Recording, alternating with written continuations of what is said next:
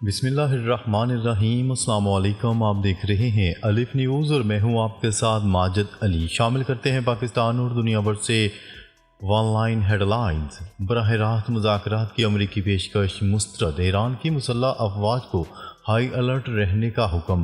ایران کے supreme leader آیت اللہ خامنائی نے جوہری پروگرام پر براہ راست مذاکرات کی امریکی پیشکش کو مسترد کرتے ہوئے ملک کی مسلح افواج کو ہائی الرٹ رہنے کا حکم دے دیا، اور ایرانی حکام نے پڑوسی ممالک کو خبردار کیا ہے کہ وہ ایران کے خلاف ممکنہ امریکی حملے کی حمایت نہ کریں۔ برطانوی خبرساں ادارے کی رپورٹ کے مطابق ایرانی اہلکار کے حوالے سے بتایا گیا ہے کہ یہ صورتحال امریکی صدر ڈونلڈ ٹرمپ کی جانب سے ایرانی سپریم لیڈر آیت اللہ خامنائی کو لکھے گئے خط کے بعد سامنے آئی ہے، جس میں ایران کے جوہری پروگرام کو روکنے کے لیے براہ راست مذاکرات پر زور کے ساتھ یہ کہا گیا تھا کہ ایرانی جوہری پروگرام پر نئی ڈیل نہ ہونے کی صورت میں فوجی کارروائی کی جا سکتی ہے۔ ایرانی ایئر ڈیفنس فورس کا حیرت انگیز کارنامہ، امریکی B-2 بمبارڈ طیارے کی پرواز کی نگرانی کی ویڈیو جاری۔ اسلامی جمہوریہ ایران کی فضائیہ نے ایئر ڈیفنس فورسز کی جانب سے امریکی B-2 بمبارڈ طیاروں کی پرواز کی نگرانی کی ایک ویڈیو فوٹیج جاری کر دی۔ ویڈیو میں دیکھا جا سکتا ہے کہ ایرانی ایئر ڈیفنس سسٹم امریکی طیارے کی نقل و حرکت کی درست نشاندہی کے ساتھ نگرانی کر رہا ہے۔ ایرانی فضائیہ نے ویڈیو جاری کر کے امریکی دشمن کو یہ پیغام دیا ہے کہ تم ہماری رینج میں ہو اور تمہاری نقل و حرکت کو مانیٹر کیا جا رہا ہے۔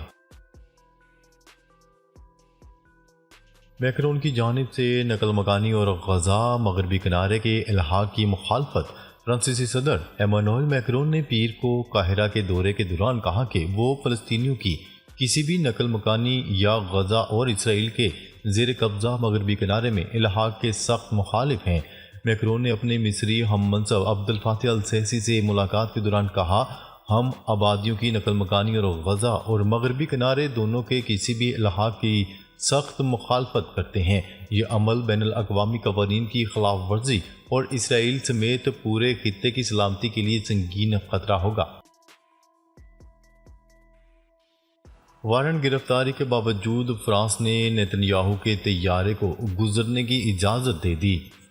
فلائٹ ریڈار ویب سائٹ کی رپورٹ کے مطابق اسرائیلی حکومت کا ایک طیارہ جو نیتن یاہو کو لے کر ہنگری سے امریکہ کے لیے روانہ ہوا تھا، اس کی گرفتاری کے بین الاقوامی وارنٹ کے باوجود فرانسیسی فضائی حدود سے گزرا ہے۔ گزشتہ سال بین الاقوامی فوجداری عدالت نے غزہ میں جنگ کے لیے جنگی جرائم اور انسانیت کے خلاف جرائم پر نیتن یاہو اور اسرائیل کے سابق وزیر دفاع کے وارنٹ گرفتاری جاری کر رکھے ہیں۔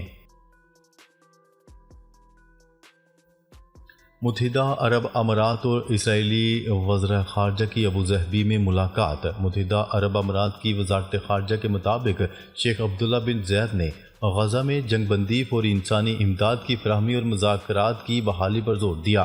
اماراتی خبرساں ادارے کی رپورٹ کے مطابق دونوں فریقین نے جنگ بندی کے معاہدے کو دوبارہ شروع کرنے، جنگ بندی تک پہنچنے اور یرغمالیوں کی رہائی کے لیے علاقائی اور بین الاقوامی کوششوں پر تبادلہ خیال کیا ہے۔ جرمن پولیس نے فلسطین کے حق میں مظاہرہ کرنے والوں کے خلاف کریک ڈاؤن شروع کر دیا۔ بین الاقوامی خبرساں ادارے کی رپورٹ کے مطابق جرمنی کے دارالحکومت برلن میں فلسطین کے حق میں نکلنے والی ریلی پر پولیس نے لاٹھی چارج کر دیا، جبکہ برلن میں ہونے والے دھرنے کے بعد 4 غیر ملکی طلبہ کو ڈی پورٹ بھی کر دیا گیا۔ جرمنی بھی اب آزادی اظہار رائے کو کچلنے کے لیے سخت قوانین کے ذریعے فلسطین کے حق میں اٹھنے والی آوازوں کو دبایا جا رہا ہے۔ امریکی ٹیرف کے بعد سعودی سٹاک مارکیٹ میں شدید مندی، اربوں ریال ڈوب گئے۔ غیر ملکی خبرساں ادارے کی رپورٹ کے مطابق اتوار کے روز سعودی سٹاک ایکسچینج میں 6.78% گراوٹ دیکھی گئی۔ خبرساں ایجنسی کی رپورٹ کے مطابق سرکاری ٹیلی ویژن نے رپورٹ کیا کہ سعودی سٹاک انڈیکس اتوار کو تقریباً 7% کی کمی پر بند ہوا، جو کہ گزشتہ 5 برسوں کے دوران ایک دن میں آنے والی ریکارڈ کمی ہے۔ غزہ میں اسرائیل کی بربریت جاری، فضائی حدود میں مزید 44 فلسطینی شہید۔ غیر ملکی خبرساں ایجنسی کی رپورٹ کے مطابق غزہ کی سول ڈیفنس ایجنسی کا کہنا ہے کہ اتوار کو اسرائیلی فضائی حملوں میں کم از کم 44 افراد شہید ہوئے۔ اسرائیلی فوج نے 18 مارچ کو غزہ جنگ بندی معاہدہ توڑتے ہوئے غزہ پر بدترین بمباری شروع کر دی تھی، جس کے نتیجے میں 18 مارچ سے اب تک غزہ میں 1000 سے زائد افراد شہید ہو چکے ہیں۔ بنگلہ دیش کے اسٹوڈنٹس کا فلسطینیوں کے ساتھ اظہار یکجہتی۔ رپورٹ کے مطابق بنگلہ دیش کے پرائیویٹ یونیورسٹیوں کے طلباء تنظیموں نے دارالحکومت ڈھاکہ میں اسرائیلی مخالف مظاہروں اور ملک بھر کے تعلیمی اداروں میں ہڑتال کی کال دی تھی۔ یوکرین کے سومی علاقے کے ایک دیہات پر روسی فوج کا کنٹرول۔ روسی وزارت دفاع کے بیان میں کہا گیا ہے کہ نارتھ زون سے تعلق ایک بٹالین نے ایک پیشگی کارروائی میں سومی کے علاقے میں واقع باسوکا دیہات کو آزاد کروا لیا۔ اس کی رپورٹ کے مطابق 2022 میں جب سے یوکرین جنگ کا آغاز ہوا ہے، اس وقت سے اب تک پہلی بار مارچ کے اوائل میں روسی افواج نے سومی علاقے کے کسی دیہات کا کنٹرول اپنے ہاتھ میں لیا ہے۔ روسی صدر ولادیمیر پوٹن نے بھی مارچ میں ہی اعلان کیا تھا کہ روسی فوج نے کرسک کے علاقے میں اپنے بارڈر کو عبور کر لیا ہے، جبکہ یوکرینی فوج نے اگست کے مہینے میں کورسک کے علاقے پر حملہ کیا تھا، لیکن ماسکو نے ابھی حال ہی میں اس علاقے کے ایک بڑے حصے کو واپس لے لیا ہے۔ جاپان میں ایئر ایمبولینس ہیلی کاپٹر سمندر میں گر کر تباہ، 3 افراد ہلاک۔ غیر ملکی خبرساں ادارے کی رپورٹ کے مطابق جاپان میں ایک ایئر ایمبولینس سمندر میں گر کر تباہ ہو گیا، جس کے نتیجے میں 3 افراد ہلاک ہو گئے۔ جاپانی کوسٹ گارڈ کے مطابق ہیلی کاپٹر میں کل 6 افراد سوار تھے، جن میں سے 3 افراد کو زندہ بچا لیا گیا۔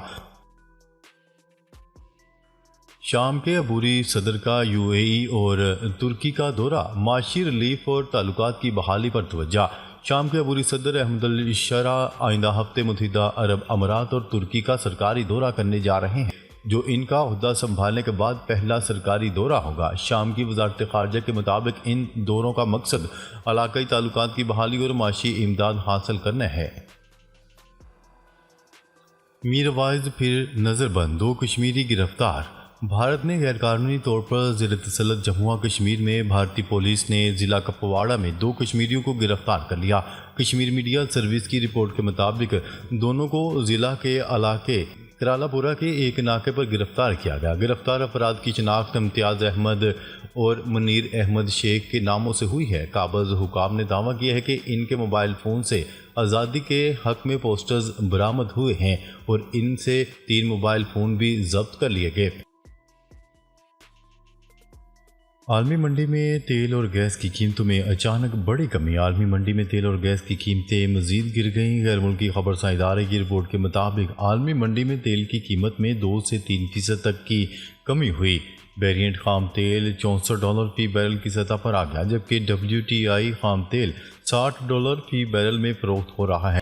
علاوہ ازیں عالمی سطح پر گیس کی قیمت 1.5% کمی کے ساتھ $3.77 فی MMBTU ہو گئی ہے۔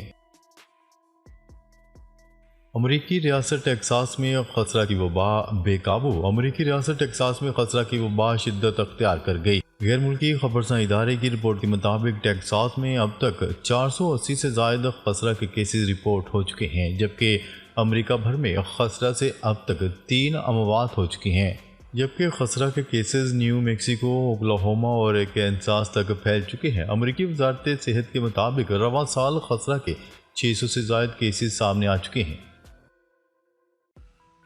اسرائیلی وزیراعظم نیتن یاہو کی امریکہ آمر ٹیرف نافذ۔ اسرائیلی وزیراعظم نیتن یاہو امریکی صدر ڈونلڈ ٹرمپ سے ملاقات کے لیے واشنگٹن پہنچ گئے۔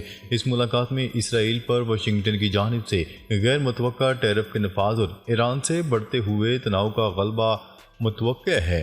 امریکی صدر نے بدھ کو اپنے یوم رہائی کے اعلان میں متعدد ممالک پر بلند محصولات کا انکشاف کیا، جس کے بعد سے نیتن یاہو امریکی دارالحکومت میں ٹرمپ سے ملاقات کرنے والے اولین غیر ملکی رہنما بن گئے ہیں۔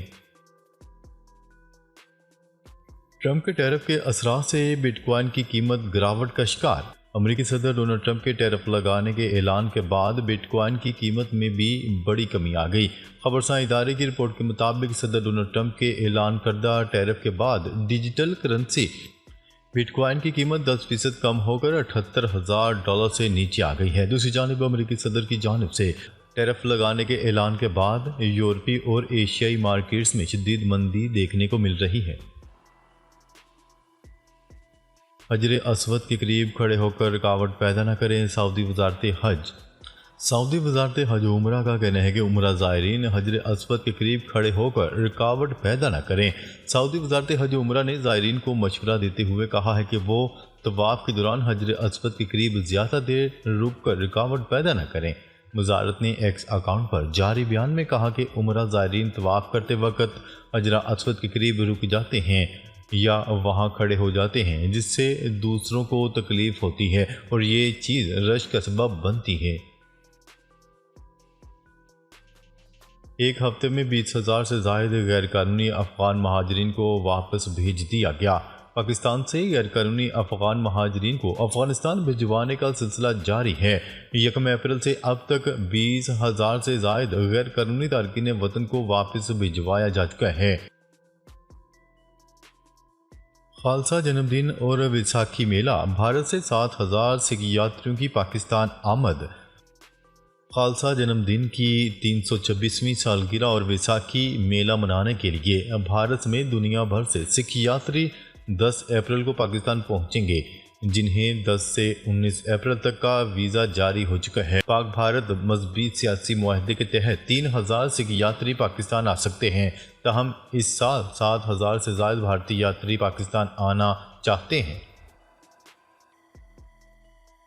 پاکستان کرکٹ بورڈ کے میڈیکل پینل نے سائم ایوب کو مکمل فٹ قرار دے دیا۔ اوپنر سائم ایوب اور وکٹ کیپر بیٹر محمد حارث آج پشاور زلمی کو جوائن کریں گے۔ زلمی کے بیشتر کھلاڑی ٹیم مینجمنٹ کو رپورٹ کر چکے ہیں۔ پشاور زلمی کے کھلاڑی اسلام آباد کلب میں پہلا پریکٹس سیشن کریں گے، جبکہ بابر اعظم نیوزی لینڈ سے واپسی پر ٹیم میں شامل ہوں گے۔ مختلف شہروں کے لیے 1,500 الیکٹرک بسیں چلانے کے پروجیکٹ کی منظوری۔ وزیر اعلیٰ پنجاب مریم نواز کی زیر صدارت ٹرانسپورٹ ڈپارٹمنٹ کا اجلاس ہوا۔ اس موقع پر مریم نواز کا کہنا تھا کہ مرحلہ وار الیکٹرک بسوں پر مشتمل ٹرانسپورٹ سسٹم شروع کیا جائے۔ انہوں نے پہلے مرحلے میں 380 الیکٹرک بسوں کی خریداری جلد مکمل کرنے کا حکم دیتے ہوئے لاہور اور گجرانوالہ میں الیکٹرک بسیں چلانے کے لیے جون کی ڈیڈ لائن مقرر کی۔ ناظرین، اب تک کے لیے اتنا ہی۔ مزید خبریں لے کر بہت جلد آپ کی خدمت میں حاضر ہوں گے۔ تب تک کے لیے اپنا خیال رکھیے گا۔ اللہ نگہبان۔